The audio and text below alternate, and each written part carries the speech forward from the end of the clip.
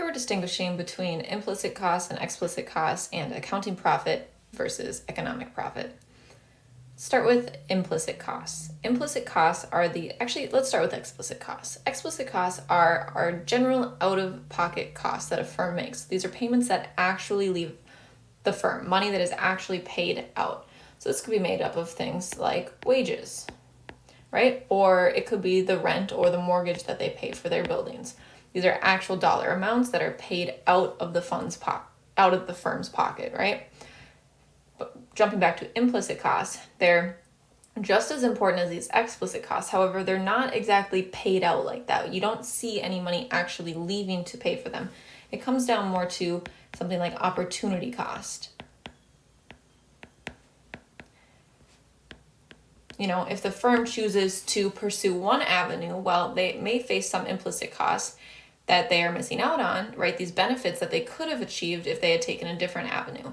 Or a good example of this, as it often occurs in small businesses, is these owners who oftentimes give their time and their resources without earning a salary, right? Because it's their business. So they choose, instead of taking a salary from it, to work without getting paid. And that would be an implicit cost, which is really just the opportunity cost, right?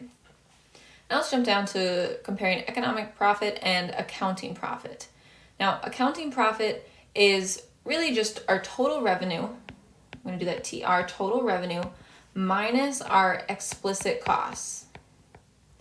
So that is the amount the firm makes, which is equal to price times quantity, right? So whatever they charge for their items or services times the quantity sold, that's where we get our total revenue, minusing from that our explicit cost, which, like we said, is made up of things like wages and rent. That gives us our accounting profit. This is what's actually the difference between what is actually brought in, what money they actually earn, which is our total revenue, and what is explicitly paid out, like we said with the explicit costs. This is money that is actually leaving the firm. So this could be viewed also as money in minus money out. I think that's a decent way of thinking about it. Pretty straightforward, very intuitive.